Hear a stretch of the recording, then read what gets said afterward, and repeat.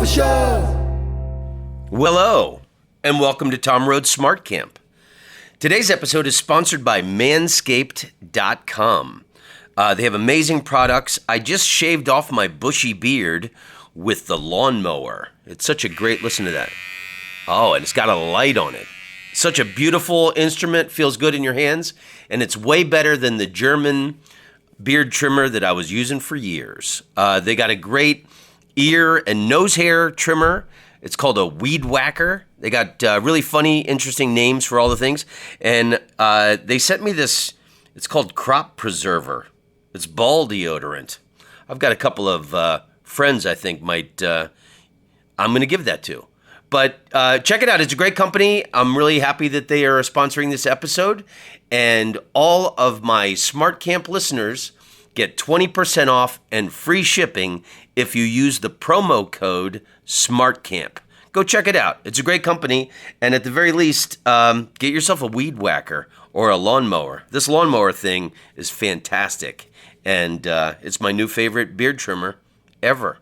Manscaped.com. 20% off, free shipping with the promo code SMARTCAMP. Do yourself a favor. Do humanity a favor. Clean it up. Let's all look handsome. I'm so glad to see my handsome face again. Thank you, Manscaped. Piff the Magic Dragon, ladies and gentlemen. How are you, brother? I'm good. Thank you for having me here. I'm thrilled to have you on the program. Now, I've been in Las Vegas for 6 days now. Right. That's a long time to be in a casino. Yes. I'm assuming that you've made a lot of money. You own a house here. Yeah, but we lived in a casino for the first 6 months. It's a long of being here. There's something unnatural about, the light and the constant ding, ding, ding, ding, ding, ding, ding. Where are you staying? At the Rio? At the Rio, yeah. Oh, yeah. Well, that's like a ghost town at the moment as well. Mm-hmm. So a lot of neck tattoos, a lot of knuckle tattoos. Yeah, there's a lot. It's I'm not sure how much I can say about it under my current contractual obligations, but good luck. Oh, it's a great. I mean, the Comedy Cellar is a great room. It's like the Cellar's great. There. It's like the New York Club. Yeah. I mean, even when I'm playing at Brad Garrett's at the MGM, the 7 days for the contract to be in a casino, even under the best circumstances, is a long time. So, I wanted to ask you, what are the things you like to do in Las Vegas to help you pass the time, or what are the things you enjoy most here? Well, I'm sort of semi-retired now because originally when we first came here, we did 3 shows a week in Vegas, sometimes 4, and then we would do the weekend on the road. Right, because you did, in 2015, you did America's Got Talent. Yeah.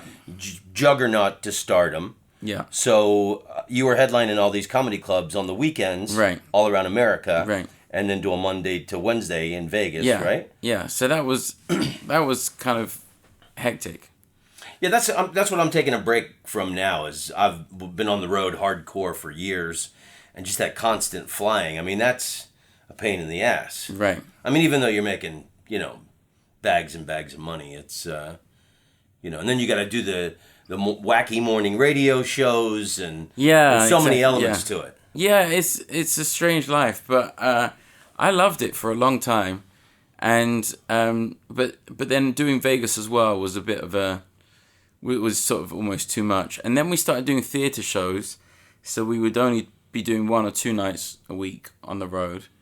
But then with the pandemic, we ended up moving to this big room that we're in now, and focusing solely on doing Vegas. So I mean, like, your brother Puff the Magic Dragon lives by the sea. Is it healthy for Piff the Magic Dragon to live in the desert? Live in the desert. Yeah, I love it. I mean, I grew up in England, which is just constantly raining. So I love the dry heat.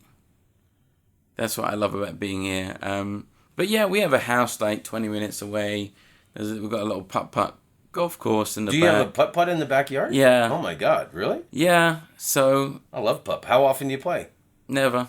Okay. I know it's there. That's the important thing. All right. I've been to Jimmy Carr's house. He's got a tennis court in the backyard, and you have a miniature golf putt-putt. Yeah. So I have a good time being in Vegas.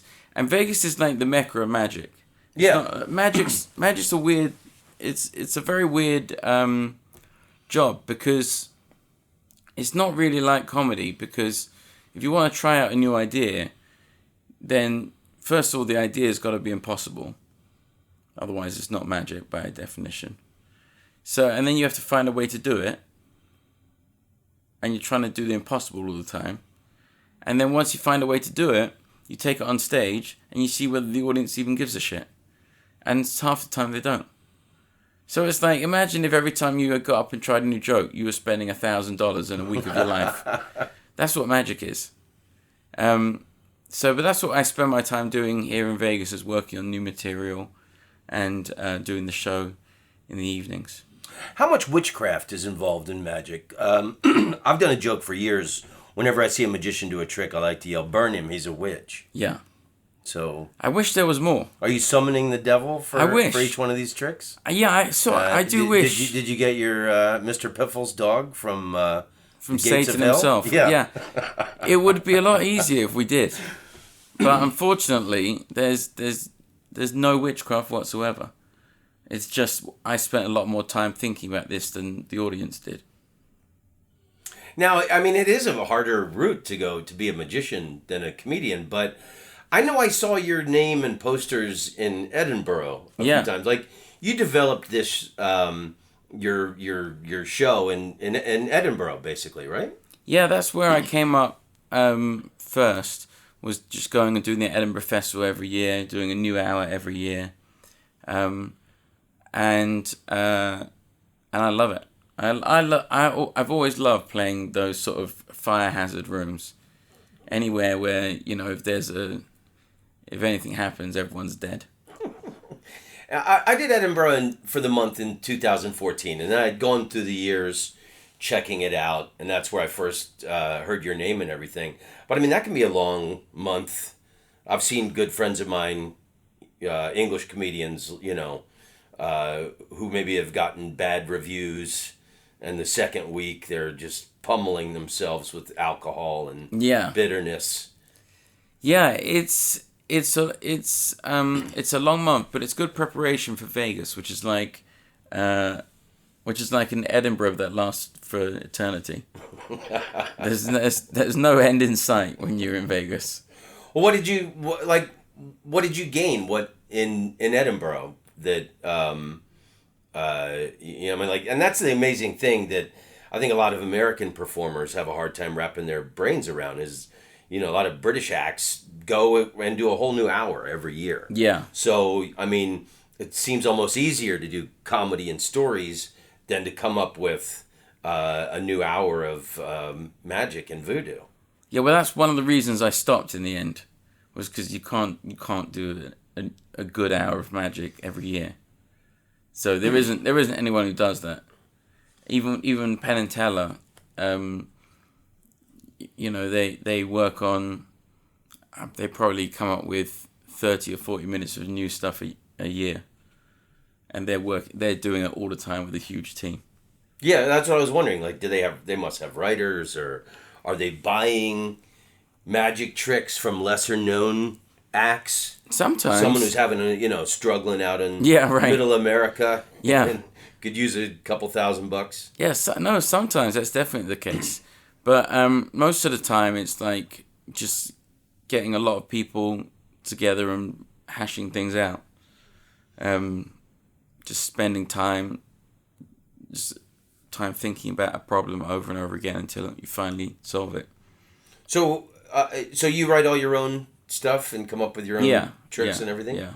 So, are you inspired by, like, when you see objects? Yeah, so I'll give you an example. At the moment, there's a trick in the show where somebody's watch ends up inside a sealed jar of peanut butter, and the peanut butter is inside a Jell-O, like a big 25-pound Jell-O. So, ages ago, there was that thing, I think it was on The Office, where like putting a stapler in a Jell-O. Yeah. And I thought that would be a great place for something to end up in a magic trick. But that took 3 years to make happen. And probably $80,000. Until you could figure out how to do the trick. Yeah. Yeah. Yeah, so, I mean, It's ridiculous. Like you could buy a car for that.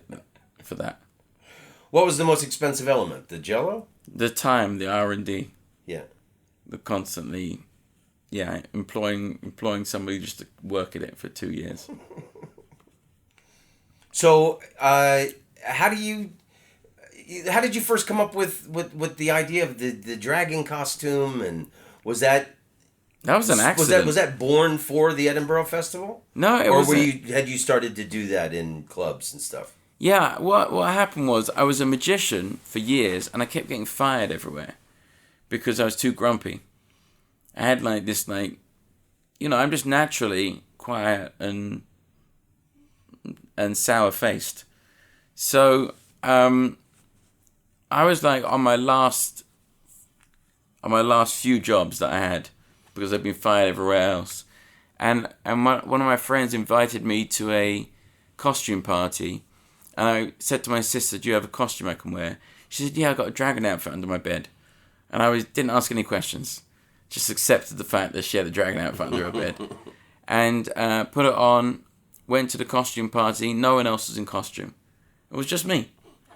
So now I'm bitter for an appropriate reason at last. And my friends are saying to me, "What are you supposed to be?" And I'm like, "You're supposed to be in costume. Why are you?" And one of my friends said, "You could be Puff the Magic Dragon." And I was like, "Wait, I could be Piff the Magic Dragon. You might have heard of my older brother, Steve." And I was like, "That's not a bad line." And you made a career out of that line. Yeah. And I tried it, but I didn't try. I tried like 6 months later or something. And as soon as I tried it, it all clicked because I had like the skills as a magician and the stage time. But it sort of like softened all of my... No one took me seriously anymore. If I said something, then people would like... They realised that I was joking because I'm in a dragon outfit. How much percentage of money do you give to your sister every month? Unfortunately, she's kindly agreed to take none. Okay, good. So that's good, isn't it? That's really good. Yeah. But yeah, if it wasn't for that, I don't know what I'd be doing because I was crashing and burning as a magician, and I'd done a bit of stand up, but it didn't really, just pure stand up for some reason didn't really suit me. It was like mixing the magic with comedy. Did you play any of the clubs in England? Yeah. I played. I did like a few open spots as myself, but then when I got going in a dragon outfit, then I played all the clubs. That's when it took off. That's when it really took off, yeah. So your dragon costume from under your sister's bed was Charlie Chaplin finding the cane and the oversized pants and the tight jacket and stuff. Exactly, yeah. And it just gave me that ability to... It just made everything I was saying was now in context. So... You can't really punch down when you're a dragon. So if it would have just been you as yourself, you don't think it would have taken off? No, it definitely wouldn't have taken off. I mean, I was there. Well, I've seen your 2015 America's Got Talent, which just made you kind of a household name in America, and it's great because. It's not just the dragon outfit. It's the fact that you're grumpy and you're not in a good mood. Right, but that's how. And I think there's something like beautiful and lovable about the English. A lot of English people. Yeah. Is a good percentage of them are miserable bastards. I mean, that's just how I am. You can't. There's no change in that. Nothing. It's one of England's greatest natural resources. Yeah, there's always a reason to complain about something. But yeah. And it was funny because when I did America's Got Talent, I didn't want to do it. I was like, oh, this could go horribly wrong. Because, I could walk out and they could just instantly buzz me. And so I ended up making all these deals with the producer there about if it went badly, then they wouldn't show the footage and all this stuff.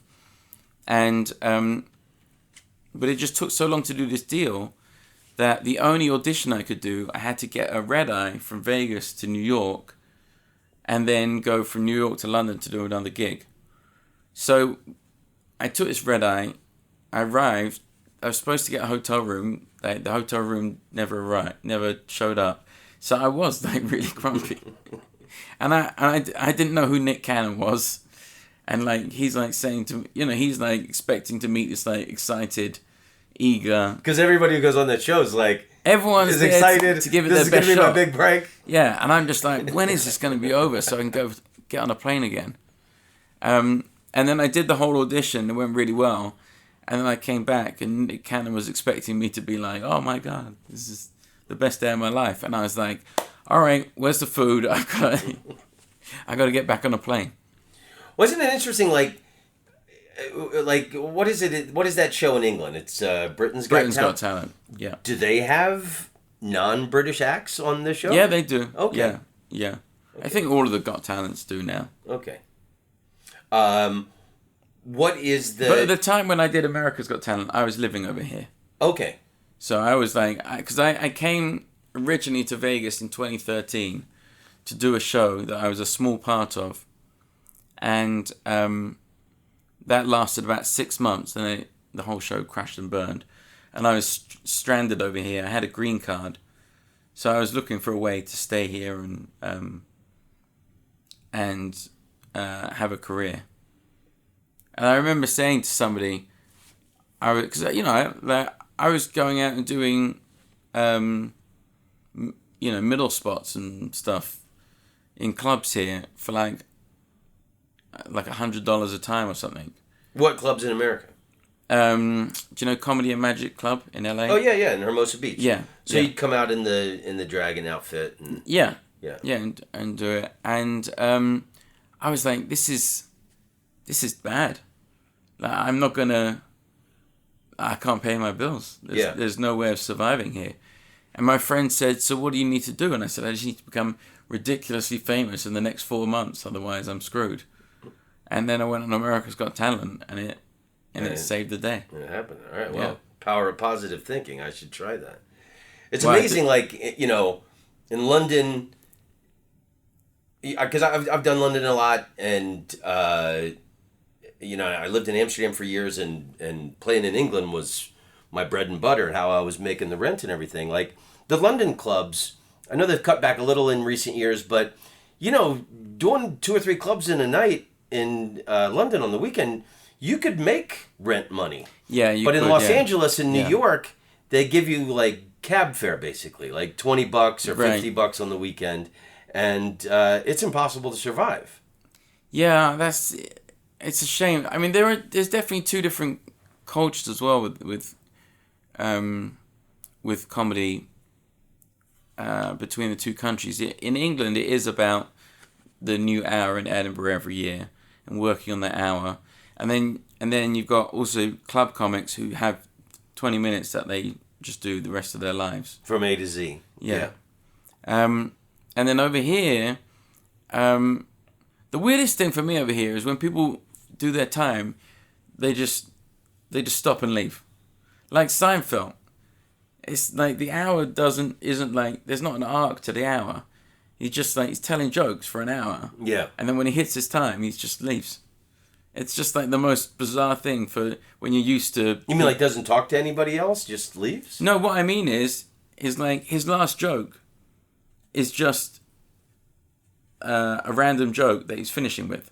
Because that's the end of his time. Whereas in England... It would be the payoff to an hour of material. There's a story woven through it, and then it's always this beautiful technique where an idea will be introduced at the beginning of the hour. Right. And I've watched so many and thought, okay, that's not relevant or funny. And then at the end of the hour, it all comes together, and it's this massive, beautiful payoff with that seed. It all pays off at the end. Planted at the beginning. Right. Whereas like someone like Mitch Hedberg, for example, it's just joke, I'm done. Yeah. Yeah. So what is the, I know that's part of, there's something more in British culture, maybe there's a higher intelligence there. No, I don't think it's about intelligence. I just think it's or more like different- kind of a theater maybe setting, and maybe American comedians are more like Rocky and the meat locker punching the raw meat Well, that's the other in thing. the comedy clubs. That's the other thing. Like, because we did the clubs for ages when we started here, and I would do an hour and 15, and I had a 15-minute opener, and there's no room for error in those clubs, which is great. You know, they keep you on your toes. And in England, you are doing like, maybe the headliner does 40 minutes or something, or 30 minutes, but it's a lot more gentle in the clubs than England. Jen, do you think so? I think so. I think the clubs in England can be very pugilistic, and my experience, and I've played all over England. Yeah. They like heckling you, not because they don't like you, but just to test you and see if you capitulate. Yeah, but they're like joining in England. I mean, look at British Parliament. Right. They heckle the Prime Minister. I think that's like kind of says it all. That Yeah. there's something in English culture where they like yelling shit out at the guy that's got the microphone. Yeah, but it's the same when you're in Jacksonville, Florida, or wherever you are. It's like do or die. Yeah.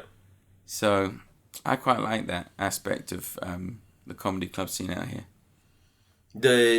So you think it is more challenging than playing in England? I think people expect a lot more over here. In England, people are they're not. You're not. When you go to a comedy club, the whole evening isn't resting on one person's shoulders. Yeah. Whereas over here, it's about the headliner. It's all about the headliner. Yeah.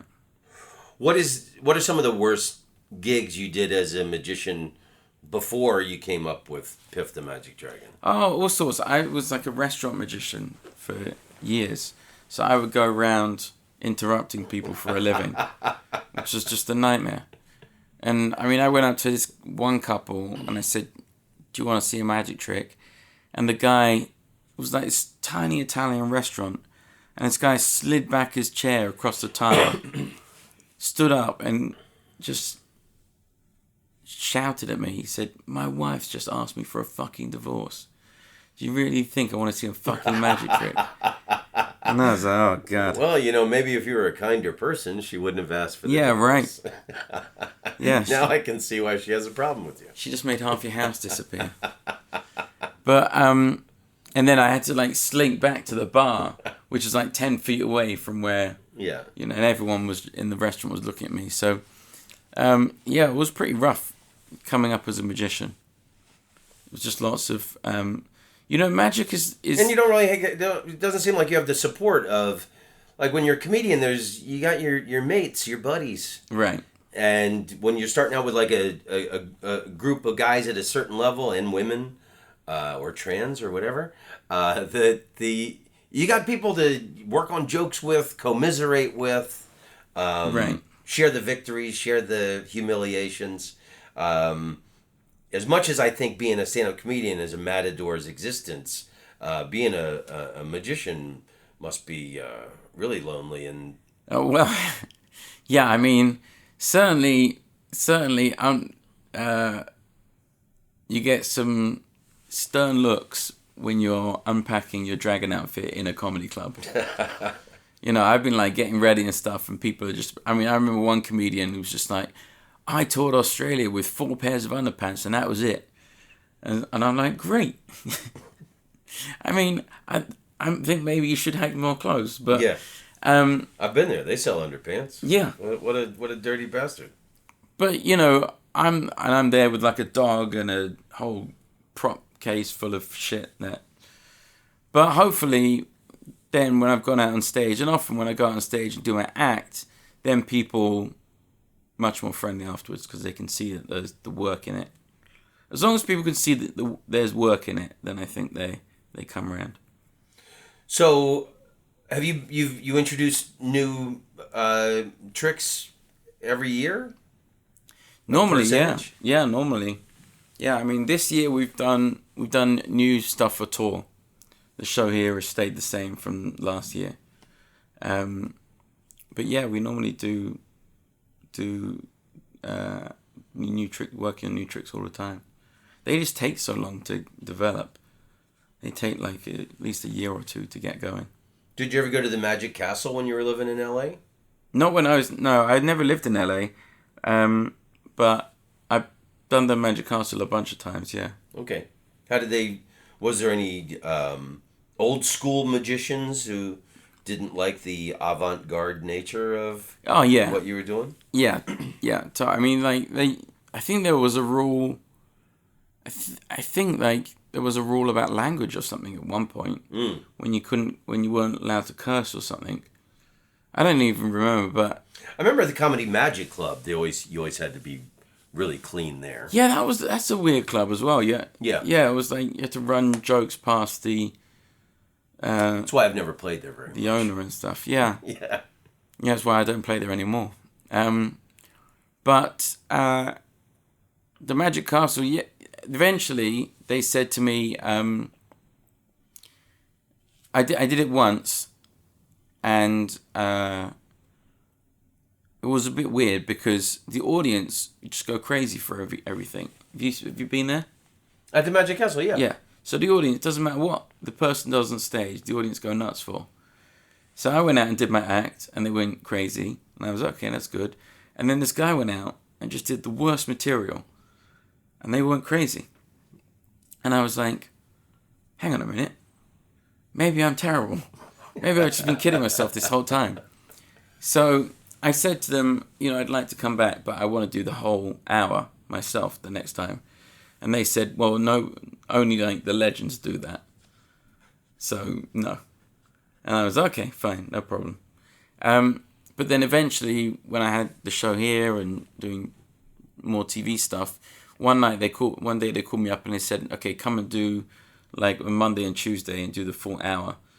And I said, are there any restrictions? And they said, just do whatever you want. So we just went out and I did my act, and your stardom steamrolled over their restrictions. Yeah, well, exactly. And within 12 seconds, somebody was walking out of the show. Really? Yeah, it was the fastest walkout they've ever had, apparently. So what was the line? I just demanded his wallet. That was it. And he just said. And he just left. Fuck it, I'm leaving. In a huff. I've got bad credit. I'm not trusting a dragon. Yeah, exactly. So, but we've done it a bunch of times over the years, and it's always been a nice home for us. It worked out in the end, and it's funny. It's like when you don't need them, right? That's when they want to offer you whatever. And it's also good because when, like, I was just happy to go and do what I do, and not make any changes to it. And it was much more successful that way than if you sort of take a chopped down, bastardized version of your act. Yeah. Then it doesn't really work out. Yeah. So you pace it more for an hour than a short little 10-minute set. Yeah. You need some dramatic build-up too. Yeah, I like doing an hour. Yeah. Where in England are you from? Southeast London. Okay. Brixton? Do you know, well, where would you know? Do you know Forest Hill? I know... Peckham? What? Kingston? No. Do you know Lewisham? Do you know... where do you know in London? Anywhere there was a Jongleurs. Oh, yeah. And Up the Creek. Did you ever do Up the Creek? I love... Up the Creek's near me. I love... That's in Greenwich. Yeah, okay. God, I love Greenwich. And I played that club so many times. I loved Greenwich, Up the Creek. Yeah, that was a good club. I think I played that. I only played that once though, and I think I played it as an open. And that could be a lot of comedians were afraid of that room because of the heckling, and yeah, but it's like friendly heckling. Yeah, I always liked it. I always thought it was. Yeah. I a little bit of chaos can be exciting, I think. Yeah, I did a club, and before I got to the microphone, this guy shouted, "Get on with it, you green twat." And that was before I even got there. But I always, there's no, you never feel like your life's in danger. Yeah. Have you? And you think that's a possibility here? Oh, I've done some clubs and been like, this better go well. I'm in the middle of nowhere. Where were the toughest gigs in America?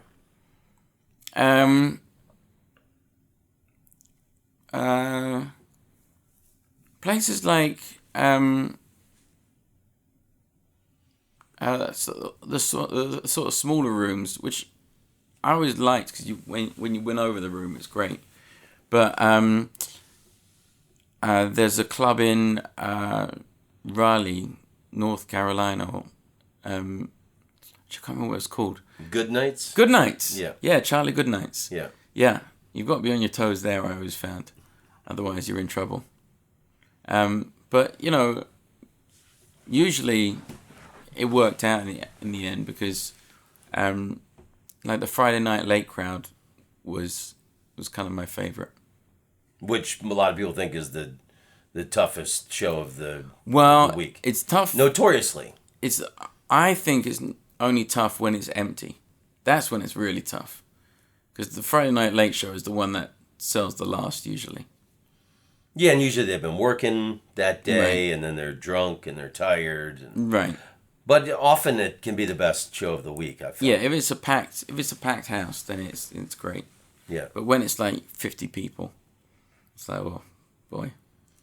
What advice would you give someone that would be going to the Edinburgh Festival for constructing an hour show where you would weave a story through it with a big revelation or epiphany at the end? I mean, when I do it, I do it with magic tricks, so it's much easier because they're like big story blocks that you just have to find a thread between. But I know what you mean, like these shows when people do about their relationship with their father or something, then I don't know how you do that. That's tough. It's tough too. I've seen acts where they cry at one point in the show because of like if they're Right. talking about their father or something dramatic that happened to them, and that's like a 30-night run, and you think, wow, they got to cry in that same spot. They got to bring it every night to that same thing, and that's why I'm glad that I dress up in a dragon outfit and have a magic performing dog. So you don't have to reveal the darkness Exactly. of your life story. Exactly. Yeah. You see a therapist? Oh yeah. Yeah. So how has that benefited you? Because that therapy's all the rage now. It's hard to get a therapist. It's hard to get one. I'm so busy. Everyone's I think I should become kind one. of bananas at the moment. That's the new industry to go into. I think so. Yeah, the way people would be performers or Yeah. dream of being a comedian or magician, now everybody wants to be a therapist or a rapper, I think. Yeah. It's always good to unpack the stuff that is going on in case one day it catches you out. So that's what, yeah. Okay. Yeah, I was talking to a therapist last year, and I felt like I should try a new therapist because the one I had, I was dealing with a big problem, and when I would say what I was doing to remedy it, they were like, "Oh, that's a great idea. Oh, that's a great idea," and I could, excuse me, I almost felt like they're going to be passing this advice on to somebody else. Yeah, you're just giving them material. Because I witnessed a suicide. Right. In November 2019, and it really did my head in. Right. And the way I survived it was I let the 12-year-old boy in me take over. So just started doing things that I used to love as a kid. I bought some roller skating, and just trying to do all these fun things to cheer myself up, and it worked.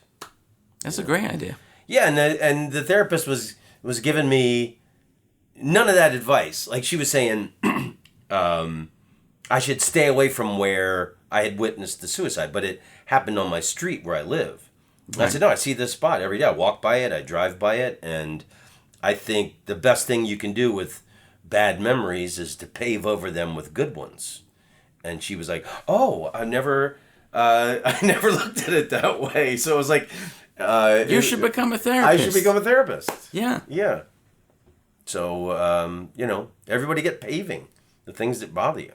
Yeah, and let the 12-year-old take over. Just bury the pain. What I mean? It seems like there's something of that in your performance with, because what was that? Where the wild things are, where the kids wearing? Oh yeah, yeah, that's where the wild things are. Was that a dragon outfit? I can't remember. No, it was it was an alligator or something. It was like a weird bear outfit or something. Yeah. Yeah. But that was, that's one of the holy grails of childhood, that book, Right. And it seems like there's the other than the fact that you're a grumpy bastard, that there's a playful child element to it, which I think is there's beauty and innocence, in what you're doing. I think there's a suspension there. Well, there is a suspension of disbelief in magic. So I'm there saying, I'm gonna do whatever trick I'm gonna do, and if you look at something like David Copperfield or Chris Angel, who are saying, like Chris Angel especially saying, I am, I'm a mind freak, and they're just claiming this thing that they're not, because obviously if any of us had these powers, we'd be ruling the universe. Right. So it was a fun way for me to be able to say, yeah, I'm a genuine magic dragon. Like, what's the issue? I'm a dragon who does magic, and in that way to sort of take it seriously, but also to be able to put it into a context where it's not taken seriously at all. I think you take the pretentiousness out of magic, right. And I think that's probably what's turned me off about certain, like David Copperfield. I just he doesn't seem like a guy I would want to hang out with, right, in real life, and kind of Chris Angel too. Like, are people still wearing Affliction shirts? Yeah, I don't. I think that I always struggled with how you take magic seriously, because you just can't. Or I could never take it seriously. But that was the way that I chose to sort of get around it, was by making it ridiculous and then taking it even more seriously than you could ever believe. I was good friends with Amazing Jonathan. I worked with him a bunch of times when I was a real young comedian. I opened for him, and he was the headliner. And I had him on the podcast a couple times, and we talked about this, because it was a real. He was a wild man, and he real partier back in the day, and we all go through evolutions as humans. That was in the 80s, and there was just shopping carts full of cocaine everywhere you went in America then. So, right. And that was what was great about him, was the silliness of it, and the fact that, he was almost, sabotaging the entire idea of magic by, pretending to reveal tricks, or, that kind of thing. And the inventiveness of his things, like the eating popcorn at the beach, and he had all the birds. Right. Remember that? Yeah. I mean, it's just genius. Yeah, he was great. I used to love Jonathan when I was growing up. What magicians like Amazing Jonathan? Who influenced you? Why did you wanted? And that for a long time I didn't want South London. That you get beat up wanting to follow a career like that, wouldn't you? Well, no, because when I started doing close-up magic, which is, card tricks and things. And then a couple of years later, David Blaine came along, and the whole thing was like, I guess, cool again. Lying on a block of ice for 20 hours. No, but before he was doing all that stuff, he was just doing these card tricks on the streets. And so that was like what I came up doing at the beginning, was just like these like card tricks. When somebody does a card trick right in your face. It's ridiculous. It's impossible, and you just so magic is an art form, in its sort of like most simple form. I loved, and I loved performing, but then when you saw whatever it was, Siegfried and Roy, or then it sort of were they magicians? They were more like lion tamers, weren't they? No, they were magicians. Okay. But, there was... Mr. Piffles is never going to rip your throat out. I hope not. But they were sort of magicians who, like, walk around and point at things and then things happen. Okay. Yeah. Like air traffic controllers. But, yeah, so I came into it through close-up magic and being able to do tricks, like, one-on-one with people and seeing people's reaction. That was what got me into it. Nice. Were there asshole magicians that you feel happy to be reigning above now? No, because gloating is like is a dangerous pastime. Yeah. Because you never know what's around the corner. But there were definitely people when I started who were just like, "What the fuck are you doing? This is never going to go anywhere." And there is some element of joy in the fact that it went somewhere. But what advice would you give someone dealing with fame? Dealing with fame? Yeah. Oh, it's a nightmare. That's why I love the dragon thing, because I just take off the outfit and I can walk around. And you're you again. Yeah. Yeah. Yeah, I got LASIK, so I don't need glasses anymore. But I used to have glasses, which made it even better. Because nobody recognized me. Sometimes the dog would give me away. People were like, "Is that Mr. Piffles?" You take the dog everywhere? I take him a lot. Yeah. And this is my first time in the Flamingo Casino ever. Oh, right. And you share this stage with RuPaul's Drag Racing? Yeah, with RuPaul's Drag Race. We do the 7 p.m., they do the 9:30. So how's that sharing backstage with these beautiful humans? It's great. Have you met RuPaul? No, RuPaul's not in the show. Not in the show, okay. Just directed it. Okay. But no, Jade, my girlfriend, is in love with RuPaul and everything about Drag Race, the show. Yeah, such a just a worldwide icon. Yeah. And style, purveyor, everything about RuPaul. She's been around for years. Like that, she's our queen. Yeah. Yeah. Who doesn't love RuPaul? That's why I was excited. Like, oh my God. Exactly. I thought maybe you would be seeing her backstage and stuff. No, sadly not. Okay. Sadly not. They filmed the finale, the finale. And then you could be on RuPaul's Drag Race. Exactly. As a judge or something. Yeah. Yeah, they filmed the finale here this year, and Jade went and got to watch it all and saw RuPaul, and that was one of the things on her bucket list. Cool. What are some of your favorite jokes that you've had in your show through the years?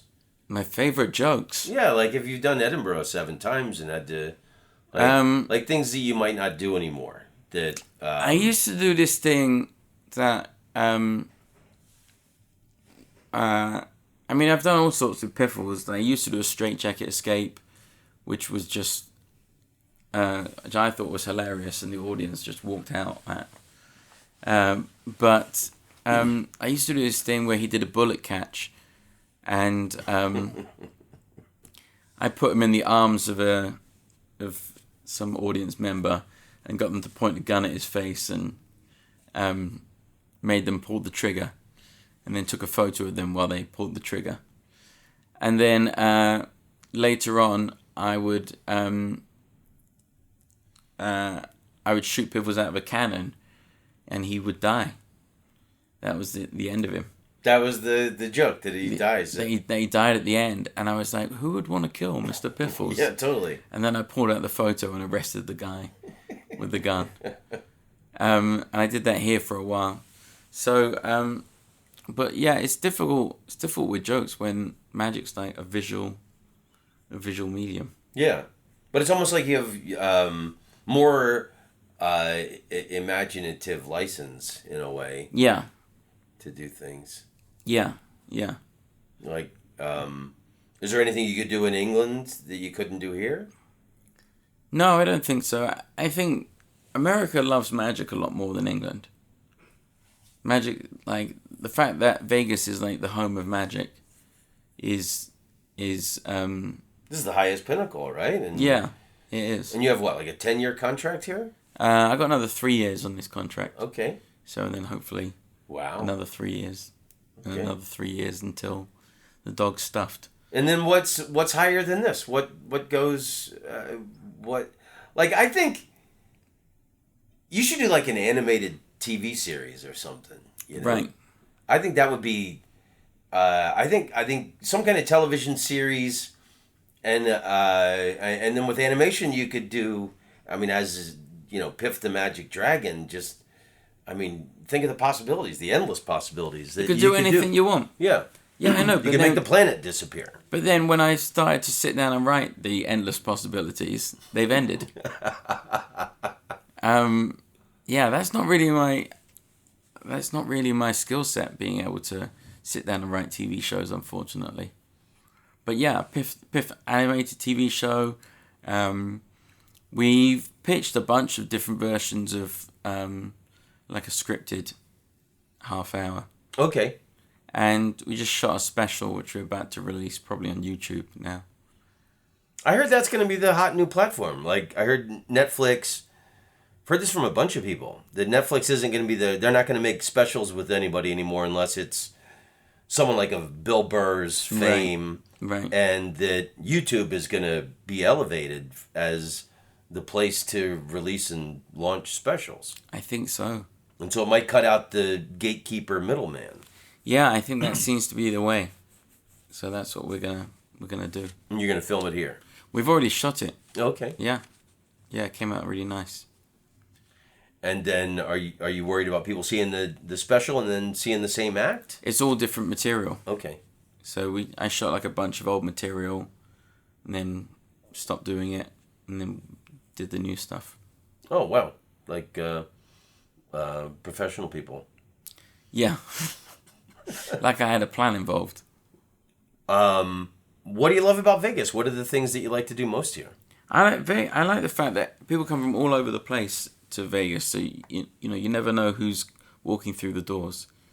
But I mean, like, there's any restaurant that you want to go to is here. I love playing golf.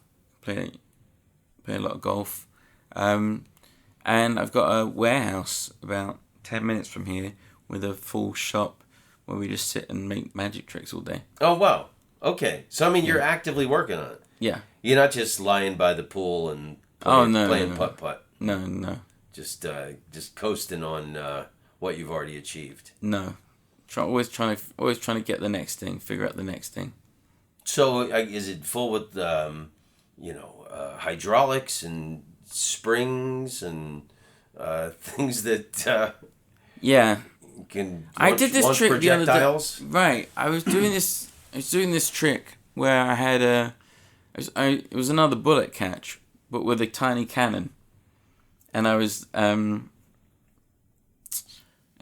firing Tic Tacs out of it and catching them in my mouth. Oh, cool. So, but then we remade the cannon and we tested it, and it went through it was like a gun. And you suddenly realise that all you're doing is making a gun and firing it at yourself. So, yeah, there's a lot of holes in the buildings in our warehouse. There's a lot of holes in the wall. That's cool. But that sounds like something the Tic Tac people could get behind, you know? Make a commercial out of it. Yeah, if they're listening. Get on it, Tic Tac. Did you ever see that Bud Light commercial where it's like a circus and they show Mr., the human bullet or whatever, and the guy's in the big human cannon and he gets shot, and then they show him flying high above under the big top tent, and then his perspective shot, he's headed straight for this elephant's ass. Right. And then the next shot is him walking like kind of covered in brown shit, and he's dejected, and the audience is chanting, "One more time, one more time." You ever seen that? No, I've never seen that. It's, I think one of the greatest commercials ever made. It's on YouTube. You can take a look. Oh yeah. Yeah. Yeah, but that's the job, isn't it? You being humiliated for the entertainment of others? Being shot. Yeah. Yeah. Yeah. Yeah. No, it's the weird. I mean, like when it's great. But when it's hard, it is just one of those things where you're like, why am I doing this to myself?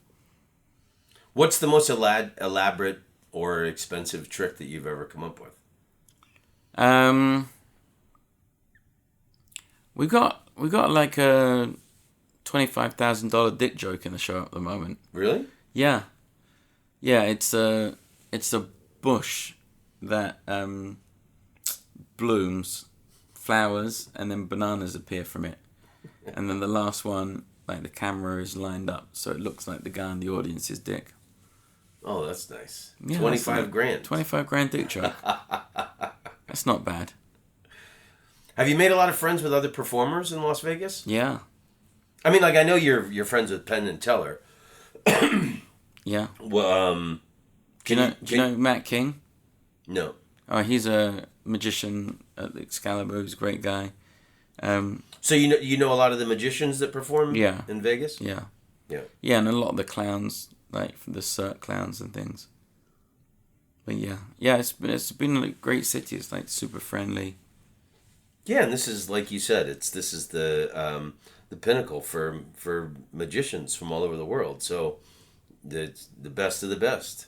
The best of the best. Yeah, which is because I certainly don't feel like the best of the best. I feel like I'm very lucky to be here and, doing this thing. So it's weird, like being among those people. Can you do an impression of what Teller's voice actually sounds like? The funny thing is, in every show they do, Teller talks. Yeah? Yeah. Yeah. That's one of the things that they did. So it's usually like they've done a trick like where Teller would recite a whole script while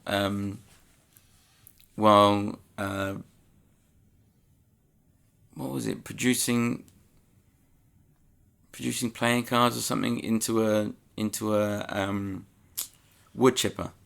So the wood chipper was drowning out what he was saying on stage, so you could never hear him. But those guys are just geniuses. Yeah. Yeah. Yeah, and then to be a magic duo, I mean, right. It's genius what they've done. And to have done it for so long, and just constantly reinventing themselves and constantly coming up with new material. They're like the gold. For me, they're the gold standard in magic. You think they're the top of world-class magicians? Yeah. Just because of the amount of creativity and new material that they come up with. What do you think of David Copperfield in that a few years ago he had that lawsuit where he would make someone disappear off the stage. Oh yeah, and they have to run around. And they had to run through the tunnel right underneath the audience, and then they would appear in the back of the room. Yeah. And apparently they got some guy who wasn't a good runner, or he tripped or something and injured himself. Yeah, magic. That's a lot to ask of an audience member. Well, magic's not pretty. If you see somebody disappear there and appear behind you, there's only one way they're getting there. Yeah. And that's by running very quickly. So yeah, he had a whole court case and they revealed the whole trick in it, didn't they? Yeah, that's the way I know it from reading about it. Yeah. So how tricky is it to involve an audience member, and how do you do it in your show? And what happens when you can't rely on them doing what you need them to do? Well, that's what I think is the nice thing about doing magic, is that you have an audience member up there every night who could do anything, and often does. So every night is a different show. Every night is like room to improvise, and It keeps you alert. Whereas when I've done, like, I've had like chunks of stand-up in my show over the years, and sometimes I find myself drifting off when I'm doing stand-up. You know, like thinking about what I'm going to go and eat after dinner while I'm like doing these jokes, because I know what I'm going to say and it's not going to change, and there's the rhythm of it. Whereas we don't have that luxury with an audience member. Yeah. It's always exciting when you go to the audience. I always do this thing where I ask if there's anyone from a different country. Because I usually have a joke or a story, because I did the international circuits for 20 years. So I'll get stumped sometimes with a Lithuania or a Kazakhstan. But like last night, oh my God, I had Venezuela and Poland. And it's an exciting moment because like sometimes I'll get lucky, be Germany or England or whatever, somewhere, Australia, that I've got lots of jokes or stories about. But there's something kind of terrifying when it's someone a place that I don't have a joke ready for. Yeah. I really had to stretch with the woman from Poland. I said, I don't have any Poland jokes, but I want you to know that I watch the History Channel a lot, and I want you to know that I cry every time Poland gets invaded. Right. Yeah, there's something I like that unpredictability in the show. It keeps me on my toes. So are you, aside from the special, I mean, and did anything come of your half-hour pitch? What was it? Was it a sitcom? No, yeah, it was one of those things that they said yes to, and then, like a lot of development in TV, it just fizzles out down the road. Yeah. So, but we're always pitching stuff, always pitching shows. Would you be interested in doing an animated show? Yeah. Yeah. As long as I don't have to write it. Yeah. Okay. Yeah, I mean, it seems like so much you could do with a grumpy grumpy dragon, a showgirl, dog in a dragon outfit. Yeah. Yeah. What advice would you give anybody that wanted to start a career in magic? Learn from books. Because, from the magic trick books. Yeah, because you learn from books, and then you become your own performer.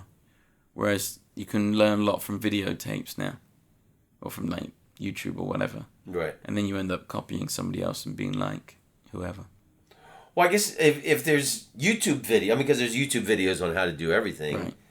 So I mean, people can see how most tricks are done, right? They can learn the secrets if they're going down the bunny hole of YouTube. Yeah. Yeah. So doesn't that? I guess that pushes you to be more creative. Yeah, you just got to come up with new material and figure out new things. Yeah. What do you miss most about England? The usual, like family and friends. But there is no Las Vegas of England. No, Blackpool doesn't compare. No, exactly. No. So for work, it's Vegas. Okay, cool. Well, what else? Do you have any heartwarming stories you could enlighten the listener with? Heartwarming stories. Yeah. What? How did you survive the pandemic? Like, what was the? Oh man! What was your? How did you survive the pandemic?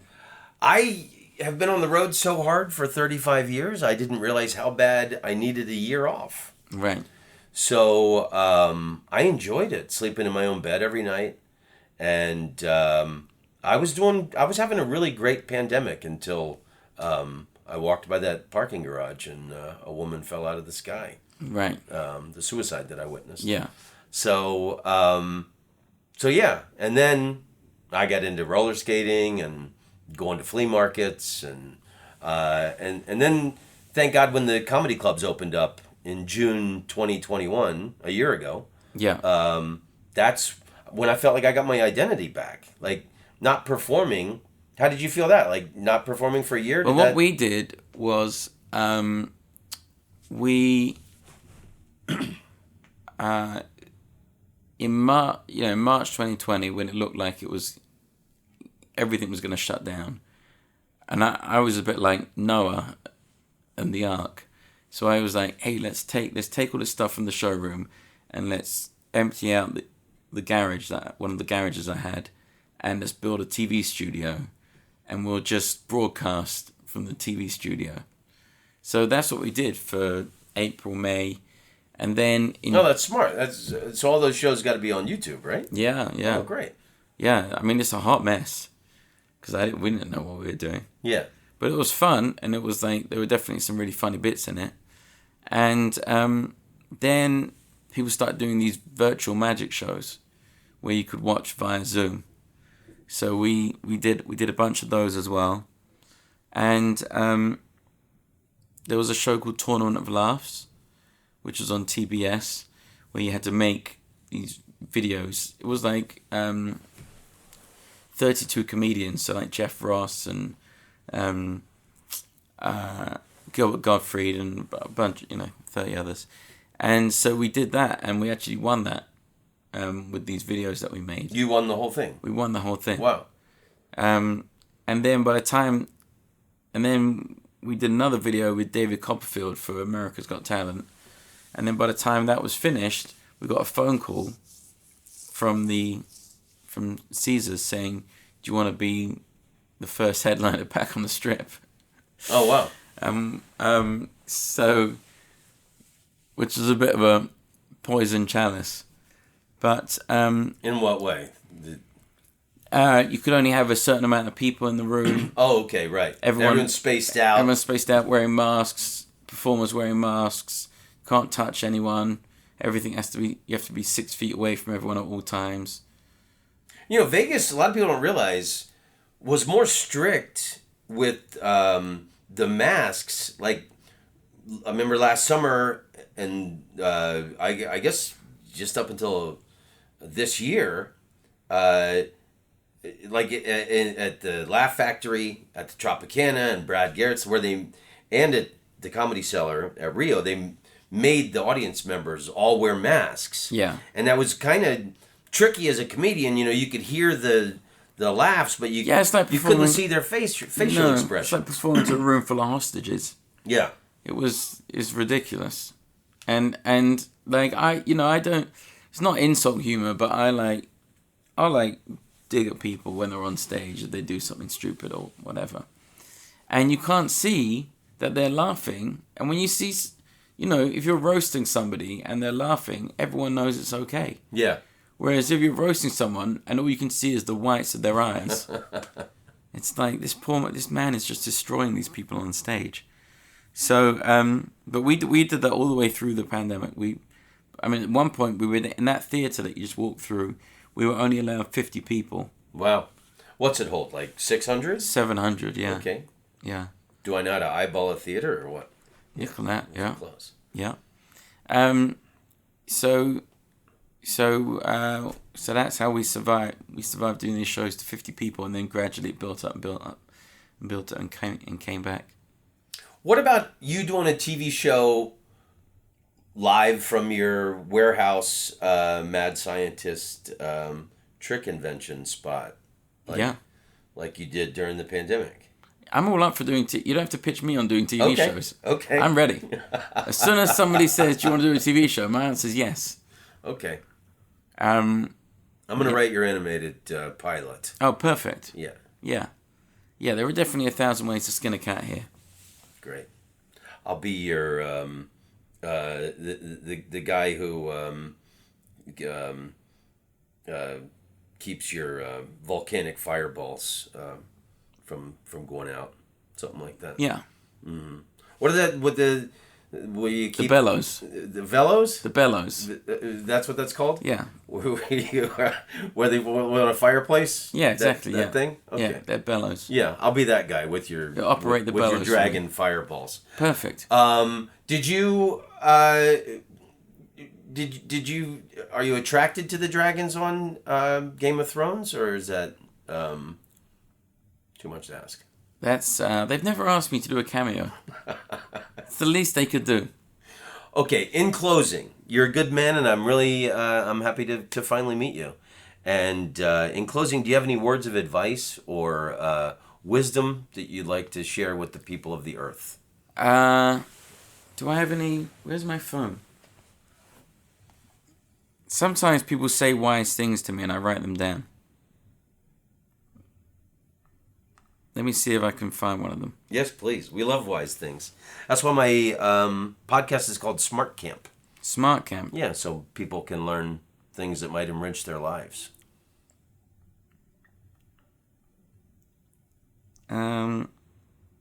This is going to be a shame if I can't find any useful things. Let's see here.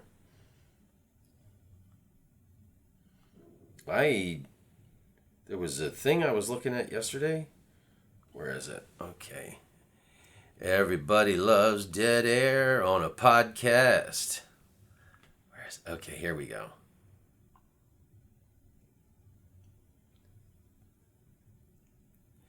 Begin each day by telling yourself, today I shall be meeting with interference, ingratitude, insolence, disloyalty, ill will, and selfishness, all of them due to the offender's ignorance of what is good or evil. But for my part, I have long perceived the nature of good and its nobility, the nature of evil and its meanness. That's a good one. And also the nature of the culprit himself, who is my brother, not in the physical sense, but as a fellow creature, similarly endowed with reason and a share of the divine. Therefore, none of those things can injure me, for nobody can implicate me in what is degrading. Neither can I be angry with my brother or fall foul of him, for he and I were born to work together, like a man's two hands, feet or eyelids, or the upper and lower rows of his teeth. To obstruct each other is against nature's law, and what is irritation or aversion but a form of obstruction? Marcus Aurelius. He wrote all that. He did. When he was out on his campaign, sitting in his tent. Just thinking. When he was the emperor of Rome. It was like, take a note. Take a memo. I got some good shit coming up. And his secretary's like, boy, this guy's full of himself. This is my advice. Get the money. Remember to get the money. Don't forget to always remember to get the money. I love it. That's what my manager says to me all the time. Get the money. Get the money. I was at the Improv in Los Angeles last week, and I was Craig Robinson and I were sitting backstage. He said this, and I was like, holy shit, that's profound. And he said this is from a rap song.